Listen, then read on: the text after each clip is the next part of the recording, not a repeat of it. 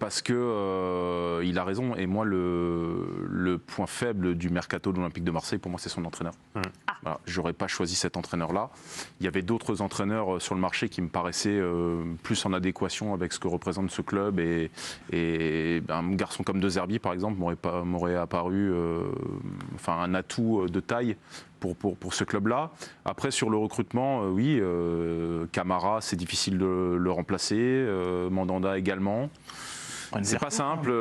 Après, il faut savoir qu'est-ce qu'il en est vraiment, parce qu'on nous vend quasiment toutes les semaines le fait que Pablo Longoria a des moyens très courts. En tout cas, Franck McCourt lui met la pression.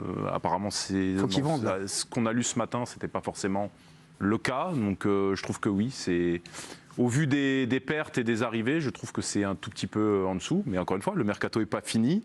L'OM peut encore et il y aura l'épine dans le pied Milik, quoi qu'il arrive, puisque son cas va faire débat jusqu'à la fin de la saison. Donc aujourd'hui, pour vous, c'est pas réussi? C'est pas réussi parce que, principalement pour moi, pour l'entraîneur. Après, il en découle. Je pensais pas que vous alliez sur le il en découle tout le reste derrière. Donc, il y a des joueurs qui sont pris en fonction de la philosophie du coach. Et les joueurs qui sont pris ne sont pas des mauvais joueurs. Non. Mais pour moi, il faut en faire une équipe derrière. C'est vrai que sur le papier, les joueurs sont intéressants, mais est-ce que c'est mieux que la saison dernière? Pour l'instant, je pense pas. Nabil. Moi, je suis une équipe Ligue Europa. Attends, deux secondes, Nabil. Parce que je vais prendre un café, vas-y. Oui. Non, c'est pas ça, je réponds juste à ça, parce qu'après, c'est trop tard. Moi, tu me dis que c'est pas mieux. Très bien, tu remplaces pas Saliba, parce que Saliba, c'est compliqué, c'est le meilleur joueur d'Arsenal en ce moment. Ok, on est d'accord. Mais par exemple, sur les côtés, tu t'es renforcé. Tu vois ce que je veux dire? Là où tu es un petit peu, effectivement, moins fort, tu t'es renforcé. Par ailleurs, ton secteur offensif, moi je continue de penser qu'il est quand même plus riche aujourd'hui, mais c'est vrai que tu as perdu un ou deux pions qui sont très importants. Mais en fait, tu t'es renforcé ailleurs. Il faudra voir la balance. Maintenant, j'entends effectivement, tu perds Saliba, c'est compliqué. Camara, Saliba, Camara, deux internationaux français. On retient quoi, les départs ou les arrivées de ce mercato? En fait, il y a la quantité, il y a trop de quantité. Le changement, il est trop important, en fait, c'est ça que je trouve. Ensuite, dans cette quantité-là, il y a quand même de la qualité. Voilà. Mais moi, ce qui m'interpelle, c'est le changement de logiciel radical. Parce que, à la limite, peu importe les joueurs que tu recrutes, si tu changes autant de joueurs, forcément, il faut du temps. Et il va falloir un peu de temps. Et on sait qu'à Marseille, le temps, c'est pas la première des qualités, parce qu'il y a une pression telle autour de ce club-là. Donc ça m'interpelle. Maintenant, si on me demande au niveau de la qualité, bon, Alexis Sanchez, c'est un nom, mais c'est une star quand même déclinante. On a mis les 5 recrues en rouge.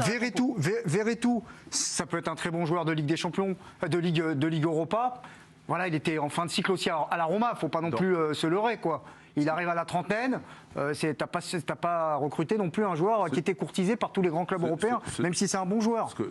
Ce qu'il ne faut pas exclure non plus, c'est que tu as quand même l'impression que le recrutement est quand même à l'avantage de l'entraîneur. On sent que Igor Tudor a une vraie mainmise sur le recrutement. Il n'a aucune mainmise, parce qu'en fait, le recrutement, il est fait par Pablo Longoria.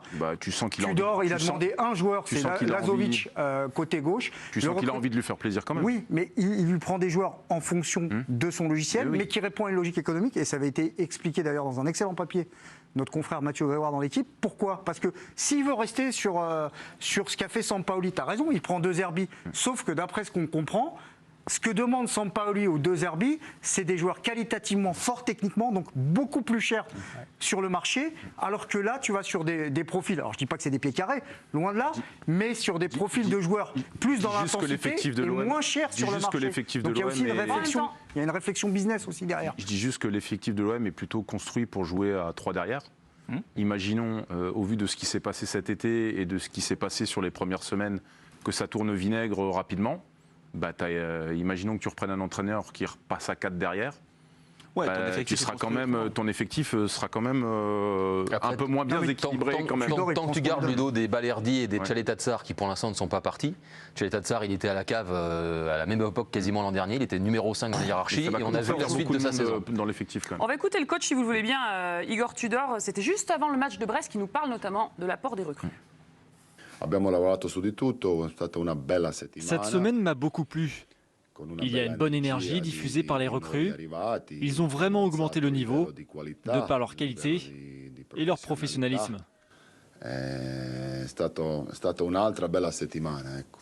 Est-ce que vous êtes d'accord avec le coach marseillais? Les recrues ont déjà apporté de l'impact. Oui, avant le match non, de mais Brest, elles sont spectaculaires en plus. Parce que déjà, c'est les surtout latéraux. celles qui ont marqué les esprits, en espérant évidemment que ça continue dans l'Olympique de Marseille. À noter, mais je pense qu'on en parlera dans le Mercato Express, qui sont encore sur un défenseur central. Bon, ça pourrait être le... je croyais que vous allez me dire qu'Amavi a refusé Zagreb. Est-ce que ce sera dans le Mercato Express? Non, mais ça Zagreb les yeux qu'il allait refuser.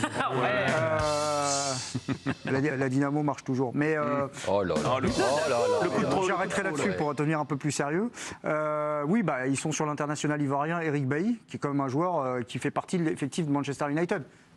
Même si on va parler aussi de Manchester United après. Donc il y a aussi un défenseur central qui devrait arriver. Et je suis d'accord avec mon ami Eric. Il faudra surveiller de près le cas Chalet-Takar. Pardon. Chalet-Tatsar. Oui, c'est pas grave. Non, mais, L'idée était là. l'international croate, pied gauche. On sent que tu as mis quand du même tien, mais. Qui est quand même plus rassurant, T'as qu'à l'appeler Bibiche. Ça marche avec qui est plus rassurant que Balerdi, quoi. Après, il y a une donnée mais c'est importante, vrai. je crois, quand on fait le comparatif avec la saison dernière, c'est aussi l'état de forme des cadres et ce qu'en a fait Igor Tudor. Et je crois que Tudor a affaibli un peu Guendouzi, mais surtout Payet.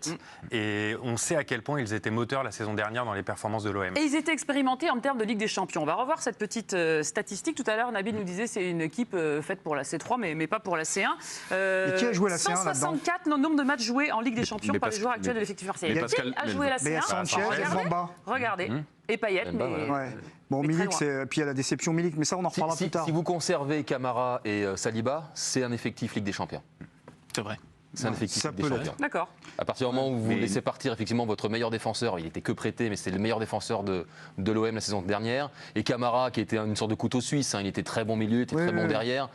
Sans ces deux-là, et je ne parle même pas de Steve Mandanda et tout ce qu'il a pu apporter à l'OM, donc sans ces trois-là, c'est plus le même OM. Donc effectivement, là je rejoins Nabil, c'est plus une équipe façon Ligue Europa, qui a vraiment l'effectif pour avoir un rôle à jouer en Ligue Europa. Moi je suis d'accord avec Dave, je trouve que c'est un recrutement pour l'instant réussi. Quand on voit la une du journal L'Équipe ce matin et qu'on voit tous ces joueurs, et évidemment la cerise sur le gâteau, Alexis Sanchez, je trouve que ça a vraiment de la gueule. Attends, Eric, si vous aviez dit ça aux supporters de Marseille il y a ne serait-ce qu'un mois, Mais évidemment. franchement, ils auraient signé tout de suite. Ouais, mais attends, tu nous dis que c'est réussi, mais c'est réussi pour jouer la Ligue Non, non, Europa, c'est- alors qu'ils vont jouer C'est la Ligue réussi des pour la Champions. Ligue 1. C'est réussi pour la Ligue 1. Ouais, mais ils vont jouer la Ligue des Champions, c'est ça Oui, qui m'a mais ils demandé, vont jouer Ligue des c'est Champions, mais je pense que dans un premier temps, et avec ce calendrier très dense en raison de la Coupe du Monde, la priorité de toutes les priorités, c'est de bien démarrer le championnat.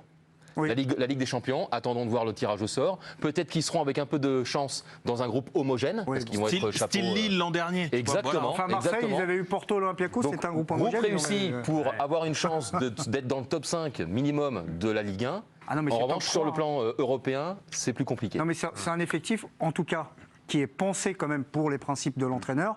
Mais encore une fois, on a déconstruit pour reconstruire totalement. Et je rappelle quand même que la saison dernière, l'effectif de l'Olympique de Marseille, même si l'ossature elle a bougé, c'est un effectif qui s'est fait balayer en Europa League. Rappelons-le, il y a quand même quelques clients ici qui se sont fait balayer en Europa League et qui a galéré en conférence Ligue. Europa. Ligue. Donc là, c'est-à-dire que c'est le cran d'au-dessus. Ça s'appelle la Ligue des Champions. Et ils Ouais, mais seront dans- dans le non, chapeau mais dans- trop dans- 4, non, ils mais seront dans le tous les- chapeau trop 4, donc ils devraient... Ah là, c'est Non, mais chapeau 5. là. dans tous les cas, qu'est-ce qu'on imaginait là? Que Marseille, ils allaient bâtir un effectif pour être les successeurs de l'OM 93. Non, mais Dave, jamais, enfin, jamais- moi- jamais de la vie. Je veux bien que ce soit les 30 ans de la victoire de l'OM, mais a priori, ils n'allaient pas bâtir cette machine-là. Bâtir cette équipe avec tous les départs, parce que Saliba, jusqu'au bout, ils ont espéré pouvoir se le faire reprêter et tout. Bon, bah, Arsenal, ils ont eu raison, ils le prennent et il se trouve que c'est pas loin d'être leur meilleur joueur.